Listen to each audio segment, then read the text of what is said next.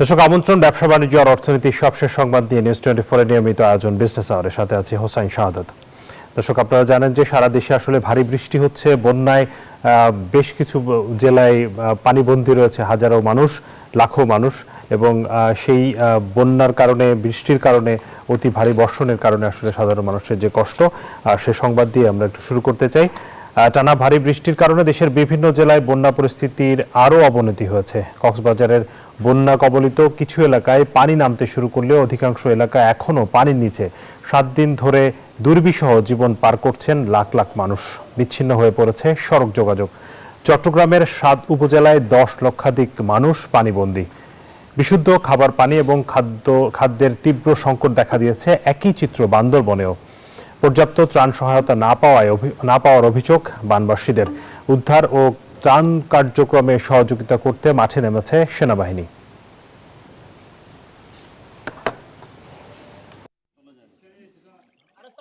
আমরা বাড়ি করে কোনো তাহার কোনো কুদরত নাই যে আমরা করে যে মাল সাবানা আছে সবকিছু কিন্তু পানিতে বাসায় লিয়ে গেছে।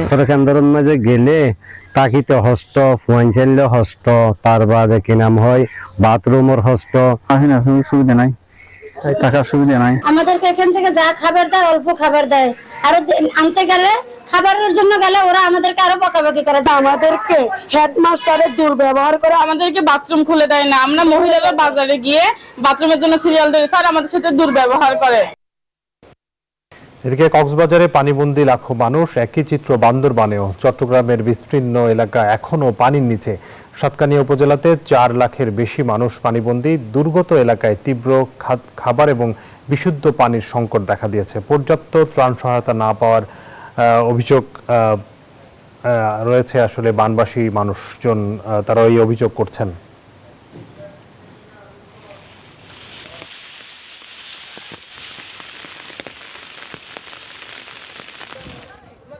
আমার ঘরে ভিতরে চৌকি আছে না, চৌকি উঠে বুক পানি। আমরা বাড়ি করে কোনো তাহার কোনো কুদরত নাই যে আমরা করে যে মাল সাবানা আছে সবকিছু কিন্তু পানিতে বাসায় লিয়ে গেছে। আমাদেরকে এখান থেকে যা খাবার দেয় অল্প খাবার দেয়, আরো আনতে গেলে খাবারের জন্য গেলে ওরা আমাদেরকে আরো বকাবকি করে যারা পৌরসভা থেকে খাবার দিচ্ছে। আমাদেরকে হেডমাস্টারের দুর্ব্যবহার করে, আমরা নেমে যেতে বলে, আমাদেরকে বাথরুম ব্যবহার করতে দেয় না। আমাদেরকে একটা নষ্ট বাথরুম দিছে, আমাদেরকে বাথরুম খুলে দেয় না। আমরা মহিলারা বাজারে গিয়ে বাথরুমের জন্য সিরিয়াল দিই, স্যার আমাদের সাথে দুর্ব্যবহার করে। বন্যার আরো খবর জানাতে বান্দরবান থেকে HM সম্রাট আমাদের সাথে যুক্ত হচ্ছেন। সম্রাট, বন্যা পরিস্থিতি সার্বিক চিত্র কেমন দেখছেন? সেখানে ত্রাণ কার্যক্রম কেমন চলছে আমাদেরকে জানাবেন।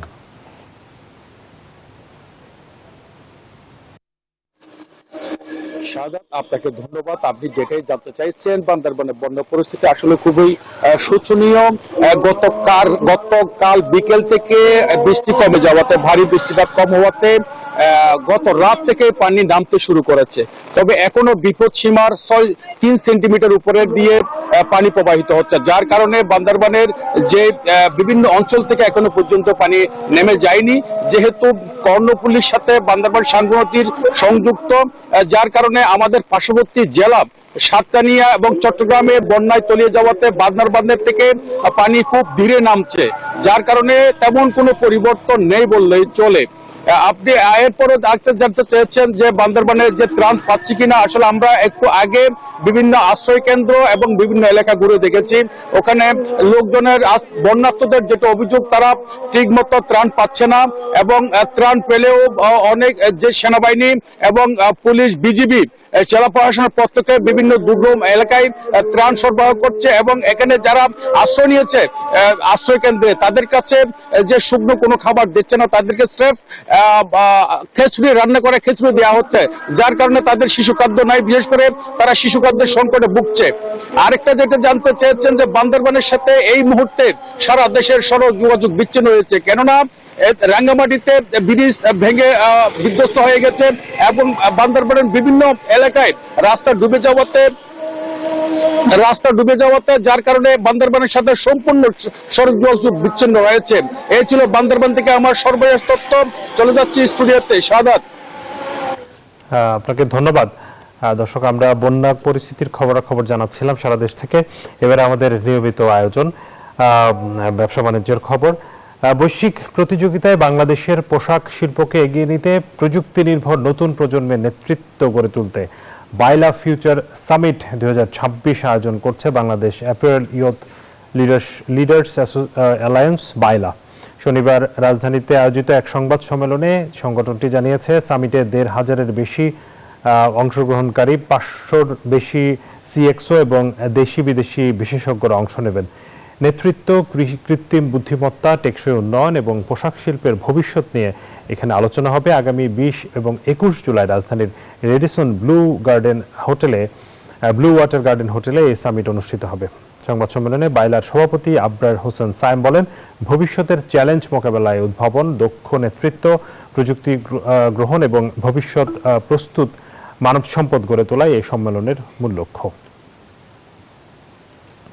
আমি একটু বলে যেতে চাই, একটা ন্যারেটিভ আছে আমাদের দেশে, এই ন্যারেটিভটা ছিল থাকার জন্য, এবং শুধু আজকে না, সব সময় আমি বলেন ব্র্যান্ডিং এর দিক দিয়ে আমরা কিভাবে ইনোভেটিভলি কাজ করতে পারি।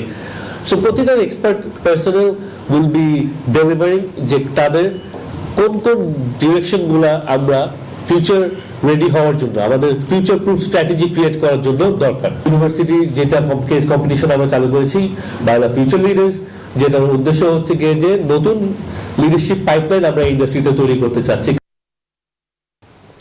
দর্শক, ফিউচার সামিট নিয়ে আমরা আলোচনা করতে চাই আগামী দিনের নেতৃত্বে যারা আসছেন বাংলাদেশের তৈরি পোশাক সহ ব্যবসা বাণিজ্য এবং শিল্প খাতে,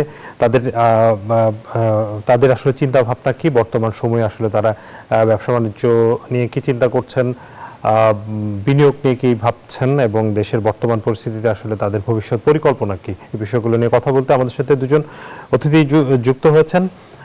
দুজনই ব্যবসায়ী, তরুণ ব্যবসায়ী। বাইলার প্রথম সহসভাপতি হাসিন আরমান অয়ন যুক্ত হয়েছেন আমাদের সাথে, এবং আমাদের সাথে যুক্ত হয়েছেন সিফাত ইসলাম ইশতি, বাইলার পরিচালক এবং সিনিয়র লেকচারার, অর্থনীতি বিভাগ, ব্র্যাক ইউনিভার্সিটি। আমরা দুজনকে স্বাগত জানাচ্ছি। আমরা শুরুতেই ইশতিকে পেয়েছি। জনাব সিফাত ইসলাম ইশতি, আপনাকে স্বাগত জানাচ্ছি বিজনেস আওয়ারে। শুরুতেই জানতে চাইবো যে আসলে বাইলার যে সামিট আপনারা আয়োজন করতে যাচ্ছেন, এই লক্ষ্যটা আসলে কি, এর মাধ্যমে আপনারা আসলে কি অ্যাচিভ করতে চান? Thank you so much. আসসালামু আলাইকুম ভিউয়ার্স সবাইকে।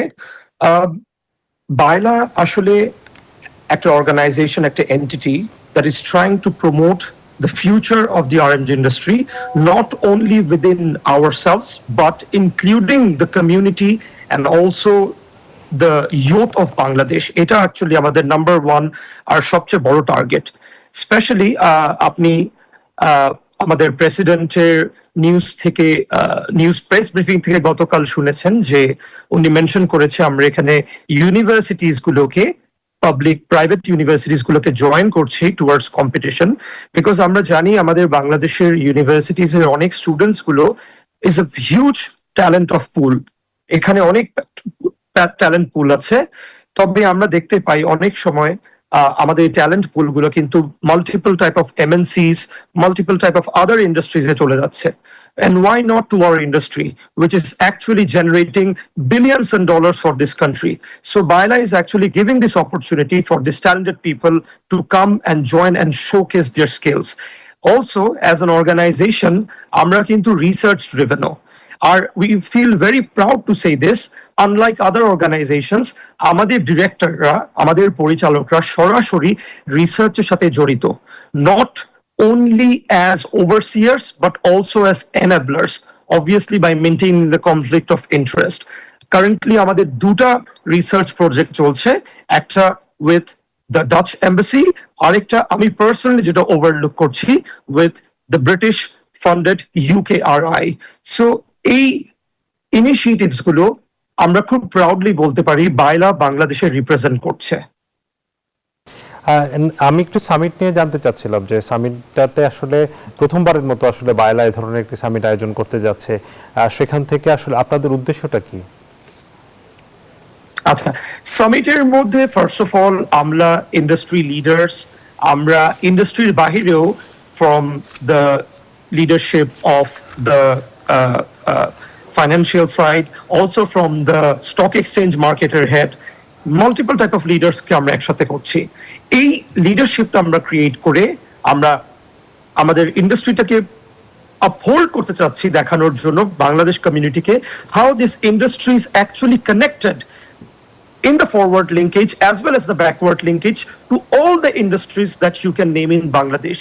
And essentially, this will allow the rest of the people in Bangladesh to understand how being positioned আমাদের ইন্ডাস্ট্রির সাথে পজিশন হলে কেমনে you be able to connect to all the industries worldwide, not only in Bangladesh. And therefore, আমরা কিন্তু registration সবার জন্য open রেখেছি আমাদের এই ইভেন্টটাতে জয়েন করতে।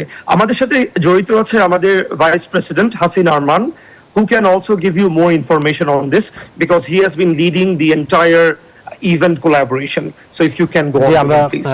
আমরা জনাব হাসিনের কাছে যেতে চাই। জনাব হাসিন, আপনার কাছে আসলে জানতে চাই যে আপনি ব্যবসায় বেশ কিছুদিন ধরে আসলে ব্যবসার সাথে জড়িত। আমরা জানি যে আপনার বাবা অনেক বছর ধরে তৈরি পোশাক খাতের ব্যবসার সাথে জড়িত এবং তিনি বর্তমানে বিকেএম এর সভাপতির দায়িত্ব পালন করছেন। আপনার কাছ থেকে যেটি জানতে চাইবো যে এই মুহূর্তে আসলে তৈরি পোশাক খাতে আমাদের যে চ্যালেঞ্জগুলো আমরা ফেস করছি সেগুলোর জন্য আপনাদের সাইড থেকে, অর্থাৎ আপনারা যারা নতুন নেতৃত্ব আসছেন, দ্বিতীয় প্রজন্মের পোশাক খাতে যারা দ্বিতীয় প্রজন্মের ব্যবসায়ীরা আছেন, আপনাদের সাইড থেকে আসলে আপনারা কোন ধরনের চিন্তা ভাবনা করছেন ভবিষ্যতে বাংলাদেশের তৈরি পোশাক খাতে বাংলাদেশ যাতে আরো সামনের দিকে আগাতে পারে, সেই জায়গায় ইনোভেশনের জায়গাটা নিশ্চয়ই আপনারা গুরুত্ব দিচ্ছেন, নতুন নতুন টেকনোলজিগুলোকে নিয়ে আসছেন, সেই বিষয়গুলো একটু জানতে চাই। জি, ধন্যবাদ শাহাদাত ভাই আপনাকে আমাদেরকে এখানে আজকে আমন্ত্রণ জানানোর জন্য। যদিও আজকে আমরা সরাসরি স্টুডিওতে লাইভে যোগ দিতে পারিনি বৃষ্টির কারণে, বাট যে প্রশ্নটি আপনি করেছেন এখানে আমি কিছু কনটেক্সট নিয়ে কথা বলতে চাই। যে ধরেন আজকে থেকে 30-40 বছর আগে যখন এই ইন্ডাস্ট্রির যাত্রা শুরু হয়েছে, আমাদের বাবারা চাচারা যখন ব্যবসাটা শুরু করেছে, তখন কিন্তু বিজনেসে আমরা এখন যেসব চ্যালেঞ্জ গুলো ফেস করছি এইসব চ্যালেঞ্জ কিন্তু তখন ছিল না।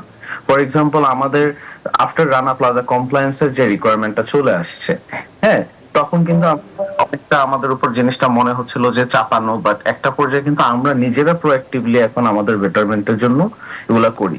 যেটা যদি আজকে থেকে 30 বছর আগে চিন্তা করেন, তখন কিন্তু এই জিনিসগুলো তখন কিন্তু রিকোয়ারমেন্ট ছিল না।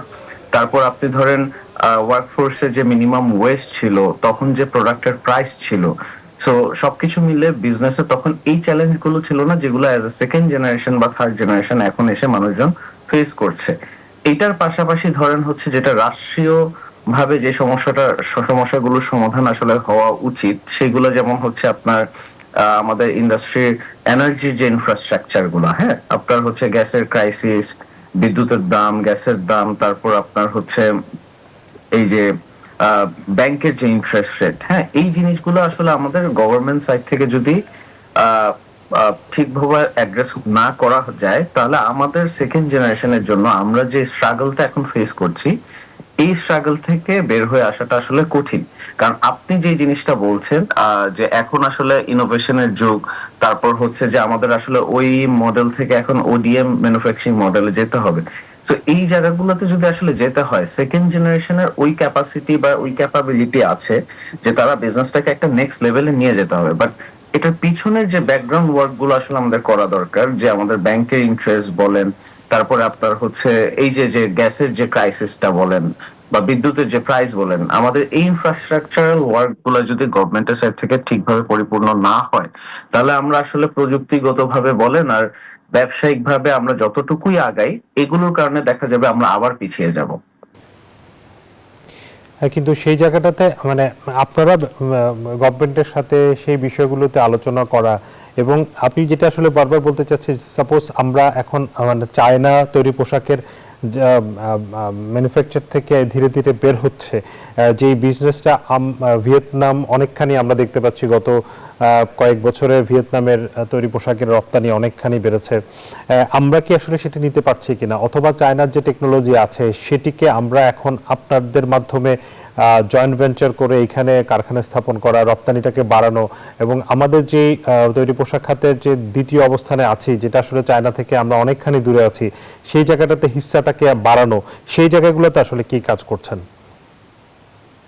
না, অবশ্যই ধরেন অ্যাজ এ সেকেন্ড জেনারেশন আমরা কিন্তু আসলে এই জায়গাগুলোতে অনেক বেশি প্রোঅ্যাক্টিভ। হ্যাঁ, আমরা যেমন আগে একটা মডেল ছিল যে ফ্যাক্টরিরা যেটা করতো যে হচ্ছে ট্রেডিশনাল ওয়েতে বায়াররা তাদেরকে টেকপ্যাক পাঠাতো, ওটার উপর বেস করে কস্টিং করে তারা হচ্ছে কস্টের ফিডব্যাক দিত, এরপরে অর্ডারটা হবে না হবে না এটা অনেকটা লাকের উপর ডিপেন্ড করতো। বাট এখন কিন্তু মানুষজন অনেক স্মার্ট। এখন মানুষজন দেশের বাহিরে তাদের সোর্সিং অফিস নিচ্ছে, বিভিন্ন বাইরের কোম্পানিজ গুলোর সাথে তারা কোলাবোরেশন করছে, যে আমরাও পার্সোনালি যেমন একটা বাইরের কোম্পানির সাথে কোলাবোরেশন করেছি। যে এই কোলাবোরেশন গুলোর থ্রুতে হয় কি, আপনার হচ্ছে আপনার ডিজাইন যদি আপনি প্রমোট করতে পারেন, আপনার ডিজাইন বা প্রোডাক্ট যদি আপনি অফার করতে পারেন বায়ারকে, সেক্ষেত্রে আপনি একটা কম্পিটিটিভ অ্যাডভান্টেজ তো অবশ্যই ওইসব জায়গায় পান। আর এটা ছাড়া ধরেন আমরা যে এখন ওয়ার্ল্ডে কমপ্লায়েন্সের দিক থেকে যে চ্যাম্পিয়ন জায়গাটায় আছি, এই জায়গাগুলোকে আসলে আমরা আছি আমাদের জায়গায়, কিন্তু আমার মনে হয় যে ঠিকভাবে নিজেদেরকে সেল করতে পারছি না, প্রমোট করতে পারছি না। ওই জায়গাগুলোতে আমরা অ্যাজ এ সেকেন্ড জেনারেশন আমাদের উদ্দেশ্যগুলাই হচ্ছে এটা, আমরা বিভিন্ন যে ধরনের অ্যাক্টিভিটি করি বায়লা থেকে, এই কাজগুলো নিয়ে আমরা কাজ করি। আমরা সামনে যে ইভেন্টটা করছি বায়লা ফিউচার সামিট, এটারও একটা মূল লক্ষ্য কিন্তু এটা যে হচ্ছে আপনার সাধারণ মানুষ, সাধারণ ছাত্ররা যারা আমাদের ইন্ডাস্ট্রিতে এখনো আসেনি বা জানতে ইচ্ছুক আমাদের ইন্ডাস্ট্রি নিয়ে, আমাদের ইন্ডাস্ট্রিতে কি কি সুবিধা আছে অসুবিধা আছে, এই সবকিছু মিলে এই যোগসূত্রটা যাতে আমরা তৈরি করতে পারি, আর এই নলেজ শেয়ারিংটা যাতে আমরা করতে পারি আমাদের ন্যাশনাল এন্ড ইন্টারন্যাশনাল স্টেক হোল্ডারদের সাথে বা তাদের থেকে, ওই উদ্দেশ্য নিয়ে কিন্তু আমরা আমাদের সামিটটা এই মাসে ফার্স্ট টাইম আমাদের ফ্ল্যাগশিপ ইভেন্ট হিসেবে চালু করতে যাচ্ছি।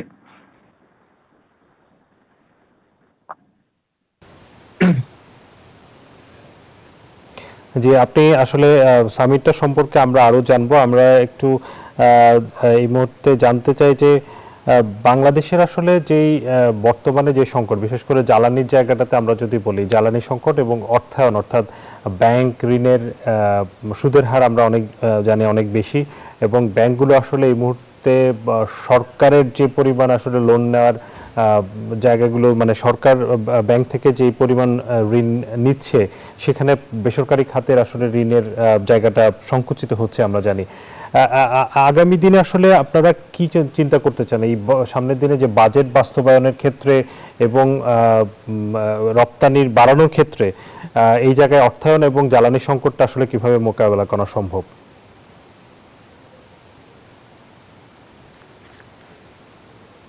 Do you want to say anything? Yes, absolutely. First of all, আমি এইখানে একটা পয়েন্ট তুলবো, not only as someone belonging from the orange industry, but also একজন ইকোনমিস্ট হিসাবে আমি একটা কথা বলতে চাই। আসলে ফার্স্ট অফ অল বুঝতে হবে আমাদের ইন্টারেস্ট রেট গুলো কেন বাড়ানো হচ্ছে। আপনার দেখতে হবে after covid not only Bangladesh, সারা বিশ্বের মধ্যে কিন্তু যেটাকে আমরা বলি একটা ফিসকাল স্পেন্ডিংটা অনেক বাড়ানো হয়েছে। So the government has spended more than it could generate. সো যখনই আমরা একটা ফিসকাল স্পেন্ডিং দেখি, গভর্নমেন্ট কিন্তু আস্তে আস্তে মনিটারি পলিসিকে একটা টাইটেন করা শুরু করে। It is very normal, not only for Bangladesh, for the rest of the world. So monetary policy ke tighten korle automatically you can see the increase of interest rates. Ar ekta increase of interest rates hole eta ultimately shop industries er upore ekta overall impact fele. This is something very natural, something very basic economics teaches us. Ekhon etar jonno amra jeta korte pari as future generation, that is alternative development and alternative fund seeking. And very interestingly আমরা কিন্তু summit এটা তুলে ধরছি। আমরা সামিটের মধ্যে, আমাদের বাইলা সামিটের মধ্যে we have welcomed people from the Dhaka Stock Exchange to enable us, to help us, the newer generation, how to list our factories, our garments, the RMG industry more in the IPO sector as well as in the public listing sector. So each of alternative strategies, alternative funding niye kintu amra onek discussion dekhbo amader summit er moddhe. So this is also something I'm really looking forward to. আরেকটি প্রশ্ন করতে চাই, যেহেতু আরেকটা বিষয় যদি আমি ইসিমের সাথে যুক্ত করি, সেটা হচ্ছে যে আমাদের গভর্নমেন্ট, আমাদের প্রাইভেট ব্যাংকগুলোর মধ্যেও কিন্তু অনেক সময় এরকম বিভিন্ন ধরনের ফাইন্যান্সের স্কিম আসে। হ্যাঁ, ইন্টারন্যাশনাল অনেক ফান্ড আছে যে জিনিসগুলো সম্পর্কে আসলে আমাদের আমাদের এন্টারপ্রেনার যারা আছে তারা হয়তোবা অবগতই না, কারণ ব্যাংকরাই অনেক সময় যেটা করে না যে ওই ফান্ড গুলা যেহেতু লো কস্ট ফান্ড, সো ওগুলাকে ঠিকভাবে আসলে প্রমোট করে না এন্টারপ্রেনারদের মধ্যে, কারণ তারা চায় অফকোর্স তাদের ম্যাক্সিমাম প্রফিটটা জেনারেট করার জন্য তারা তখন হাই ইন্টারেস্টে যাতে ফান্ড গুলো দিতে পারে। সো এই ধরনের সামিট গুলো থেকে আসলে আমরা এই ধরনের অল্টারনেট ফাইন্যান্স কিভাবে করা যায় এই জিনিসগুলো নিয়ে আসলে আমরা নলেজ শেয়ার করছি। যেমন আইপিওর বিষয়টা যেটা বললেন, তো আমরা যদি আমাদের বাংলাদেশ কনটেক্সটে দেখি যে আমাদের দেশের কিন্তু এত বড় বড় ইন্ডাস্ট্রি আছে কিন্তু আইপিও মার্কেটে কিন্তু কেউ নেই। সো এটা could B a very good alternative source of funding for, মানে যদি আমরা ব্যাংকের অল্টারনেটিভ হিসেবে ধরি। ওয়ারেজ আপনি যদি ইন্ডিয়াতে দেখেন, ইন্ডিয়াতে কিন্তু একটা ট্রেডিং কোম্পানি যারা বাংলাদেশে অলরেডি অপারেট করে, তারাও $2 বিলিয়ন ভ্যালুয়েশনের একটা আইপিও কোম্পানি, তারা ইন্ডিয়াতে তাদের লিস্টেড কোম্পানি। তো বাংলাদেশে অনেক প্রসপেক্ট আছে এইসব জায়গাগুলোতে কাজ করার।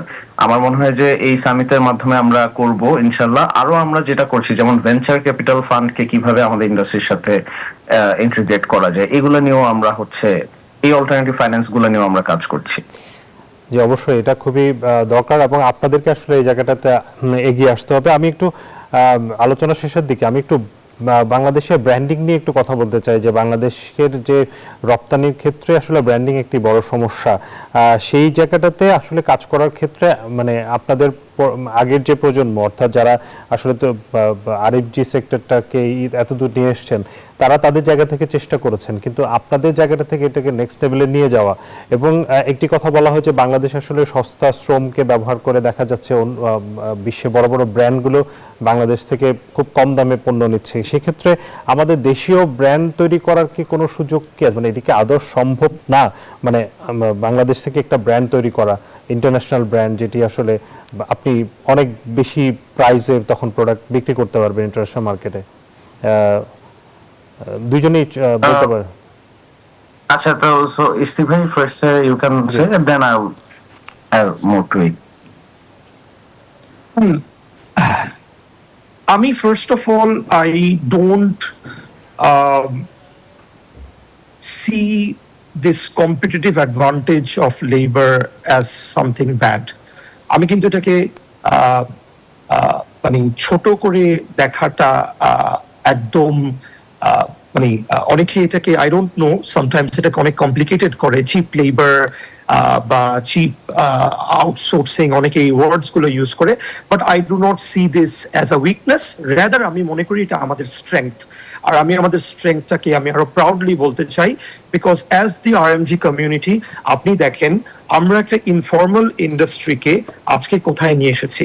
আমি আমাদের নিজেদের ফ্যাক্টরির কথাই বলি, আমরা যে টাইপ অফ লেবার ফ্যাসিলিটিস দিয়ে থাকি, আই থিঙ্ক বাংলাদেশের মধ্যে অনেক ফর্মাল ইন্ডাস্ট্রিজের মধ্যেও এইসব ফ্যাসিলিটিস গুলো দিয়ে থাকে না।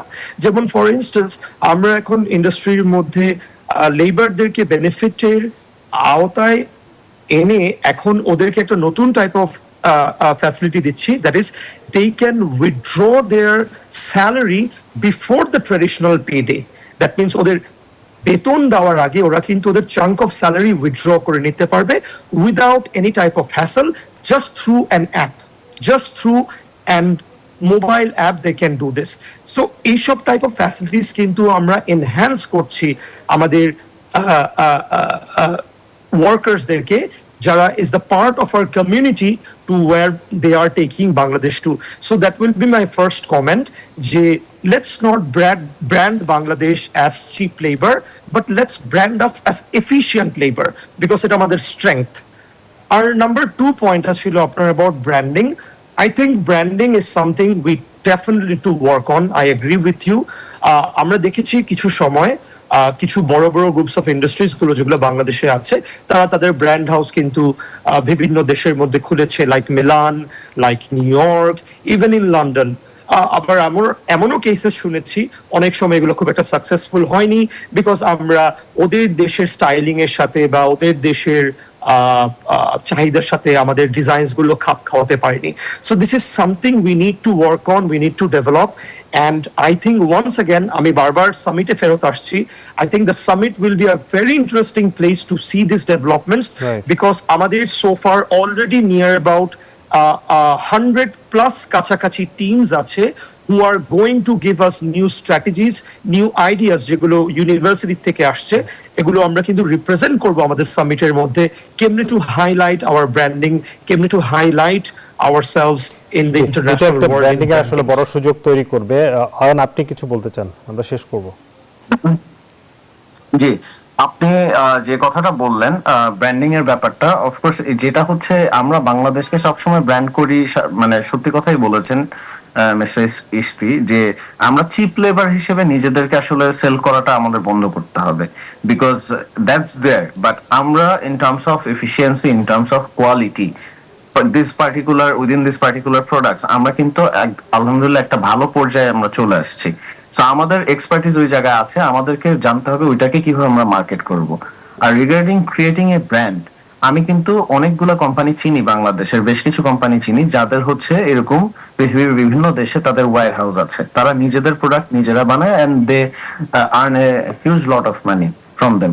বাট এখানে প্রবলেমটা যেটা, এই দুইটা বিজনেসে আসলে মাইন্ডসেট কিন্তু দুই রকম। একটা হচ্ছে রিটেল বিজনেস, একটা হচ্ছে হোলসেল বিজনেস। আমাদের দেশে যেসব ফ্যাক্টরি ওনাররা আছে তারা কিন্তু ইন্টারন্যাশনালি অনেকে হোলসেল বিজনেসে ইনভলভ, আর রিটেল বিজনেসে ইনভলভ এমন মানুষ আমি এখন পর্যন্ত শুনিনি। কারণ রিটেল বিজনেস যখন আপনি করবেন, that's a different ball game. আপনার ওদের মতো করে একটা বায়ার হয়ে কিভাবে চিন্তা করা যায় ওইভাবে চিন্তা করতে জানতে হবে। এখানে অনেকগুলো ইন্টারন্যাশনাল স্টেক হোল্ডারকে একসাথে করতে হবে, ইন্টারন্যাশনাল ডিজাইনার্স লাগবে আপনার। কারণ আপনি যখন বাংলাদেশে প্রোডাক্টটা বানাবেন, আপনার চিন্তা করতে হবে এই ফ্যাক্টরিটা আপনার জাস্ট ম্যানুফ্যাকচারিং একটা ফ্যাসিলিটি, বাট আপনি কিন্তু অপারেট করবেন ইউরোপে বসে বা আমেরিকায় বসে। কারণ ওদের দেশে যখন আপনি প্রোডাক্টটা সেল করবেন, ওদের কাস্টমারদের ট্রেন্ড কি, তারা কি চায়, এই জিনিসটা বোঝাটা অনেক ইম্পর্টেন্ট। সো আমরা আমাদের সামিটের মাধ্যমে আমরা সবাইকে আহ্বান জানাতে চাই, আমাদের সামিটে অবশ্যই আপনারা আসবেন as the event director of Bangladesh future leaders and Bangladesh future summit, BYLA future summit and BYLA future leaders. আমি সবাইকে ইনভাইট করব রেডিসনে এই জুলাই 20th and 21st আপনারা সবাই আসবেন। রেজিস্ট্রেশন লিংক আমাদের পেজে, গ্রুপে, সব জায়গায় দেওয়া আছে, বায়লার পেজ ফলো করলেই হবে। আপনারা ওখানে আসলে বিভিন্ন নেটওয়ার্কিং সেশন হবে। এই যে ব্র্যান্ড বিল্ডিং এর জন্য যে ধরনের ইনফ্রাস্ট্রাকচার আপনার দরকার, ডিস্ট্রিবিউশন চ্যানেল থাকা, তারপর হচ্ছে যে কাস্টমারদের স্যাটিসফ্যাকশন মিট করার জন্য আপনার কি কি করা প্রয়োজন, এগুলোর উপর বিভিন্ন এক্সপার্টরা এসে তারা তাদের আইডিয়াস, তাদের জার্নি এগুলো শেয়ার করবে আমাদের। অনেক ধন্যবাদ জনাব হাসিনা আরমান অয়ন এবং জনাব সিফাত ইসলাম ইশতি, আপনাদের দুজনকে আমাদেরকে সময় দেওয়ার জন্য। ভবিষ্যতে অবশ্যই আপনাদের সাথে আবারও কথা হবে। ধন্যবাদ। Thank you so much. Thank you so much. ধন্যবাদ আপনাদের সবাইকে। দর্শক, আলোচনা করছিলাম বাংলাদেশের তৈরি পোশাক খাতের ভবিষ্যৎ নেতৃত্ব নিয়ে। আমাদের সাথে অতিথি ছিলেন দুজন। আমরা এই মুহূর্তে যেতে চাই বান্দরবানে, সেখানে দুঃখিত সাতকানিয়ায়, সেখানে রয়েছেন আমাদের সহকর্মী নাইমাল জিকো। দর্শক, নাইমাল জিকোকে আমরা বিরতির পর আমরা তাকে আমরা নিশ্চয়ই আবারও পাবো। আপনাকে এই মুহূর্তে যাচ্ছি বিরতিতে। স্বাগত আরও একবার বিজনেস আওয়ারে। দর্শক, আবারও বন্যার খবর জানাতে চাই। যুক্ত হচ্ছেন সহকর্মী নাইমাল জিকো, তিনি যুক্ত হচ্ছেন সাতকানিয়া থেকে, চট্টগ্রামের। জিকো, আপনি আসলে বন্যা পরিস্থিতি কভার করছেন আজকে কয়েকদিন ধরেই, আমরা দেখতে পাচ্ছি সকাল থেকে আপনার মাধ্যমে আমরা সেখানকার খবরাখবর জানছিলাম। এই মুহূর্তে আসলে পরিস্থিতি কি অবস্থা, পরিস্থিতি কি আরও কি অবনতি হয়েছে? বিশেষ করে মানুষের আসলে দুর্ভোগ এবং ত্রাণের জায়গাগুলোতে, সহায়তার জায়গাগুলোতে মানুষ কতটা সহায়তা পাচ্ছে বিভিন্ন সংস্থা থেকে বা সরকারি সহায়তা সেভাবে পৌঁছাচ্ছে কিনা?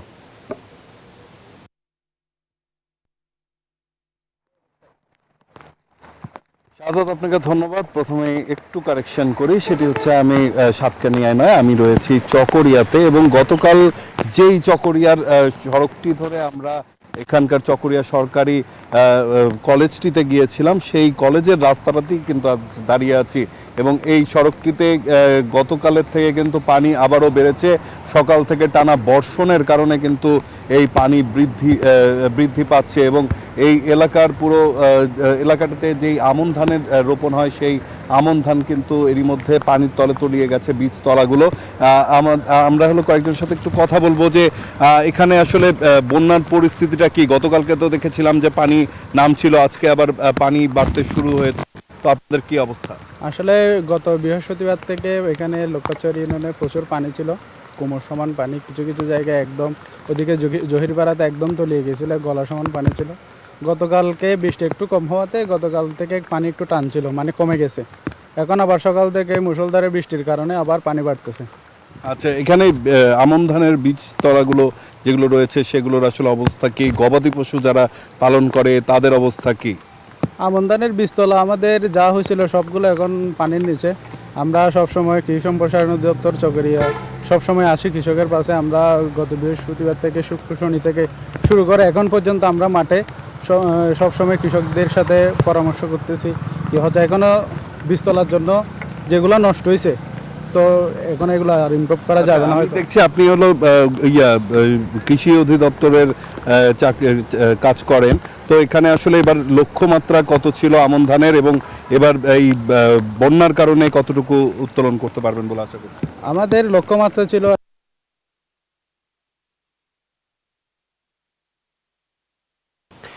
দর্শক, আমরা আসলে জানছিলাম যে চট্টগ্রামে চকরিয়াতে সেখানে বন্যা কবলিত মানুষ এবং সেখানকার বন্যার কারণে বা অতি ভারী বর্ষণের কারণে কৃষির খাতের ব্যাপক ক্ষতি হয়েছে, বীজতলা নষ্ট হয়েছে।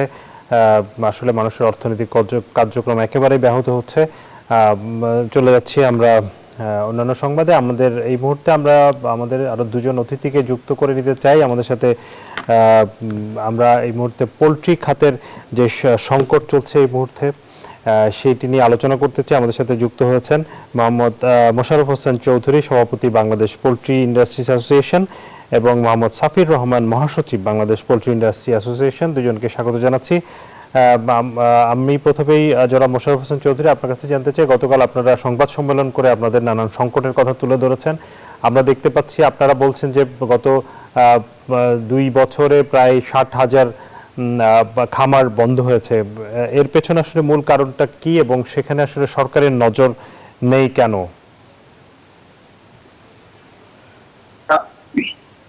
গত 2 বছরে বলবো না, আপনারা জানেন কোভিড পরবর্তী চ্যালেঞ্জ, তারপর Russia Ukraine war, and then ডলারের যে আপনার ঊর্ধ্বগতি, এন্ড পরবর্তীতে ইরান ইসরায়েল ওয়ার, এই সবগুলো কিন্তু মানে দেশের ইকোনমির জন্য কিন্তু নেগেটিভ ইম্প্যাক্ট এনেছে। তো সেই ইম্প্যাক্টের ধারাবাহিকতায় কাঁচামালের উপকরণের দাম বৃদ্ধি, ফিডের দাম বৃদ্ধি, সাথে সাথে অন্যান্য যাবতীয় যত ধরনের আপনার উপকরণ রয়েছে সবকিছুর দাম বৃদ্ধি, এবং একটি আপনার ফ্লাকচুয়েটেড বাজার, যেটা সবসময় খামারিদের এগেইনস্টে কাজ করেছে।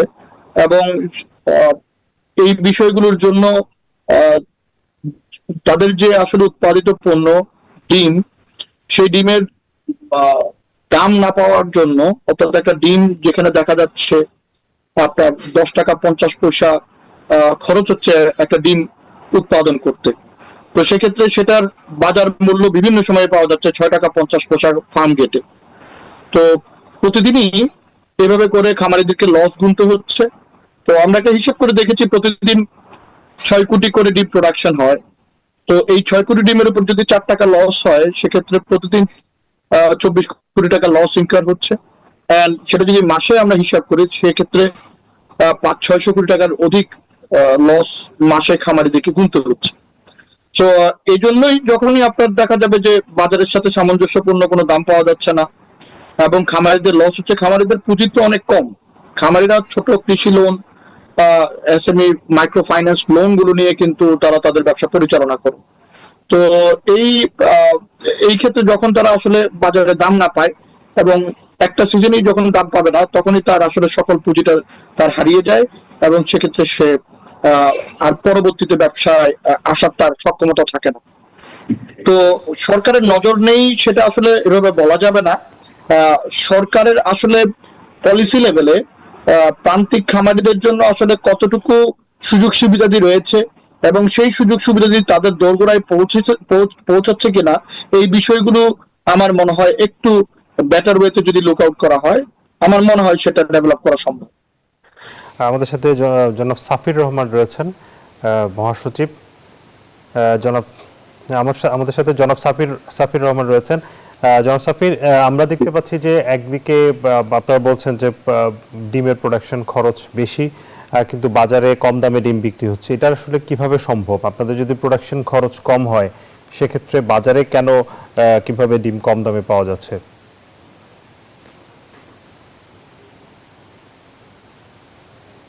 আমার পর্যায়ে দেখেন, আপনি লক্ষ্য করবেন যে এখন খামারিরা প্রায় 9 থেকে 10 টাকা ওনাদের উৎপাদন খরচ খামার লেভেল, এটা ডিএলএস এর তথ্য অনুযায়ী, কিন্তু খামার পর্যায়ে ওনারা যে দামটা পাচ্ছে 6 থেকে 6.5 টাকা, এটা কিন্তু ভোক্তা পর্যায়ে গিয়ে 11 টাকা হয়ে যাচ্ছে। তো আপনি হয়তো তখন মনে করতে পারেন এটা খামার পর্যায়ে খামারিরা সেই দামটা পাচ্ছে, কিন্তু আসলে বাস্তবে সেটা কিন্তু চিত্র নয়। এখন আপনি যদি বলেন উৎপাদন খরচটা কেন ওনাদের ক্ষেত্রে বৃদ্ধি পাচ্ছে, আপনি একটু লক্ষ্য করবেন যে আসলে খামার পরিচালনার ক্ষেত্রে মাছ, মুরগি, গবাদি পশু একজন খামারি যেটাই উৎপাদন করে না কেন, ওনাদের মূল খরচটা কিন্তু ফিডিং এ চলে যায়। প্রায় 70 থেকে 80% আমরা ধরে নিই যে ফিডিং খরচে চলে যায়। এখন আমাদের ফিডের খরচটা কিন্তু বিগত বছর থেকে বিভিন্ন কারণে বৃদ্ধি পাচ্ছে। প্রথমত আমরা আমদানিকৃত কাঁচামালের উপর নির্ভরশীল ফিড উৎপাদনের ক্ষেত্রে। এখন এই যে আমাদের যে কারেন্সি ভ্যালুয়েশন, এক সময় আমরা বিগত কয়েক বছরে 80 টাকা দিয়েও $1 পাওয়া যেত, এখন সেই ডলার চলে গিয়েছে 124-25, এটা আরো বৃদ্ধি পাচ্ছে। তার মানে বহির্বিশ্ব থেকে আমরা যে আমদানিকৃত কাঁচামাল নিয়ে আসছি ওটা তো বাইরের বাজারেও ওটার দাম বাড়ছে, তারপর আমাদের কারেন্সি ডিভ্যালুয়েশনের কারণেও কিন্তু খরচটা বৃদ্ধি পাচ্ছে। এর পাশাপাশি আপনি যদি লক্ষ্য করেন আমাদের এই সকল আমদানিকৃত কাঁচামালের উপর আমরা কিন্তু গত বছর 5% এআইটি দিয়ে এসেছি। এবারের বাজেটের পর এটা নামিয়ে আনা হয়েছে 4%-এ, কিন্তু তাও আপনি কিন্তু আশেপাশের দেশের সাথে যদি উদাহরণ শিল্প আপনি যদি কম্প্যারিজন করে দেখেন, এআইটি কিন্তু আমাদের এই সেক্টর রিলেটেড আমদানিকৃত এই সেক্টর রিলেটেড যে সকল কাঁচামাল আছে অ্যাগ্রো সেক্টর রিলেটেড, অন্য দেশে কিন্তু সেই সকল কাঁচামালের উপর কোনো প্রকারের এআইটি নেই। আপনি যদি পাকিস্তানের উদাহরণ নেন বা ইন্ডিয়া বা থাইল্যান্ড, মালয়েশিয়া, ওনারা কিন্তু অ্যাগ্রো সেক্টর রিলেটেড যে সকল আমদানিকৃত কাঁচামাল থাকে ওনাদের, সেই কাঁচামালের উপর কোনো প্রকারের এআইটি ওনারা দিয়ে থাকে না। এটা ইন্ডাস্ট্রিকে প্রমোট করার জন্য আমরা বিশ্বাস করি যে আসলে agro sector should be a subsidise sector, যেন খরচের দিকটা সবসময় নিয়ন্ত্রণ থাকে। আমাদের দেশের ক্ষেত্রে এখানে ভিন্ন। আমাদের দেশের ক্ষেত্রে এই সেক্টরের উপর রাজস্ব আয় আদায় করার চাপের কারণে বিভিন্ন প্রকারের ট্যাক্সেশন ইম্পোজ করা হচ্ছে, যেটা কমের দিকে না, প্রতি বছর বেশির দিকে যাচ্ছে। জি, আমরা আবারও আপনার কাছে ফিরবো। আমাদের আরেকটি বিরতির সময় হয়েছে। দর্শক, নিচ্ছি আবারও বিরতি, ফিরবো একটু পর, সাথেই থাকুন। স্বাগত আরও একবার বিজনেস আওয়ারে। আমরা আলোচনা করছিলাম পোলট্রি শিল্পের সংকট নিয়ে। আমাদের সাথে যুক্ত হয়েছেন বাংলাদেশ পোলট্রি অ্যাসোসিয়েশনের সভাপতি মোশাররফ হোসেন চৌধুরী এবং সাফির রহমান, মহাসচিব। দুজনকে আবারও স্বাগত জানাচ্ছি। আমরা আলোচনার একেবারে শেষের দিকে, অনুষ্ঠানের শেষের দিকে এটা ছোট করে জানতে চাই দুজনের কাছ থেকে, এই মুহূর্তে আসলে পোলট্রি খাতকে বাঁচানোর জন্য এবং এই খাতটিকে যাতে বিশেষ করে প্রান্তিক খামারিদেরকে লাভবান করানো যায়, বাঁচানো যায় এবং এই শিল্পটিকে ধরে রাখা যায়, সেই জায়গাটাতে আসলে কি করণীয় রয়েছে? আপনাদের দাবিগুলো একটু শুনতে চাই। জনাব মোশাররফ, আপনারা জানেন যে পৃথিবীর বিভিন্ন দেশে সমবায় ভিত্তিক ফার্মিং অথবা যারা ক্ষুদ্র ফার্মার থাকেন তাদের জন্য বিশেষ সুরক্ষা প্যাকেজ, প্রণোদনা এবং বিভিন্ন ধরনের ডিফারেন্ট আলাদা ধরনের আপনার গভর্নমেন্টের পক্ষ থেকে সুরক্ষা থাকে, যেখানে প্রান্তিক খামারিরা কম সুদে লোন পায়, অথবা তাদের জন্য বিভিন্ন ধরনের আপনার অবকাঠামোগত উন্নয়ন করা হয় জেলা ভিত্তিক অথবা ডিস্ট্রিক্ট ভিত্তিক, এবং তাদের প্রোডাক্টগুলো আসলে বাজারে যে আসবে সেটা যাতে ন্যায্য মূল্য পায় সেটার জন্য কিন্তু ডিফারেন্ট টাইপসের তাদের কার্যক্রম থাকে। তো সেক্ষেত্রে বাংলাদেশে আসলে আমরা 30 বছর ধরে আপনাদের দাবিটা শুনতে চাই, আপনাদের দাবিটা শুনতে চাই। আমরা আলোচনা একেবারে সাথে আরেক মিনিট আছে। দাবিটা হচ্ছে আমাদের তো যেটা বললাম যে সমবায় ভিত্তিক ফার্মের জন্য নির্দিষ্ট করে সুরক্ষার যে বিষয়গুলো রয়েছে, বিদ্যুতের রিবেট থেকে শুরু করে আপনার বিভিন্ন জেলা অঞ্চলগুলোতে যেখানে ডিম প্রোডাকশন হচ্ছে সেখানে কোল্ড স্টোরেজ, এবং এই যে সমবায় ভিত্তিক প্রান্তিক খামারিদের জন্য আলাদা ট্যাক্সেশন পলিসি, আলাদা ফিসক্যাল পলিসি, এবং একটা প্রপার ডিজিটাল ডাটাবেস তৈরি করা দরকার গভর্নমেন্টের, যেখানে আসলে রিয়েল টাইম তথ্য থাকবে কত ডিম প্রোডাকশন হচ্ছে, কত ডিম বাজারে আসছে এবং কত মুরগি বাজারে রয়েছে, প্রান্তিক খামারিদের কতটুকু রয়েছে, যারা ইন্টিগ্রেশন লার্জ ফার্মিং করছে তাদের কতটুকু রয়েছে, এবং সামনের দিকে নীতিগুলো এমন ভাবে করা উচিত যাতে প্রান্তিক খামারে টিকে থাকে, যারা বড় ফার্মিং করছে তাদের কম্পিটিশনে এসে যাতে প্রান্তিক খামারিরা আসলে দূরে সরে না যায় এবং বাজার থেকে ছিটকে না যায়। জি, অনেক ধন্যবাদ। জনাব সাফির, আপনি 3 সেকেন্ডে যদি বলেন। দেখেন, মোশাররফ ভাই তো মূল পয়েন্টগুলো কভার করেছে। আমি পাশাপাশি আরো বলতে চাই যে স্বল্প সুদের ঋণের ব্যবস্থাটা খামারিদের ক্ষেত্রে স্বল্প সুদে যেন ঋণের আওতায় আনা যায়। এর পাশাপাশি আপনারা দেখছেন এই যে প্রাকৃতিক। জি, অনেক ধন্যবাদ জনাব সাফির রহমান এবং জনাব মোশাররফ হোসেন চৌধুরী, আপনারা আমাদেরকে সময় দিয়েছেন। দর্শক, এই ছিল বিজনেস আওয়ারের আজকের আয়োজনের সাথে থাকার জন্য ধন্যবাদ সবাইকে।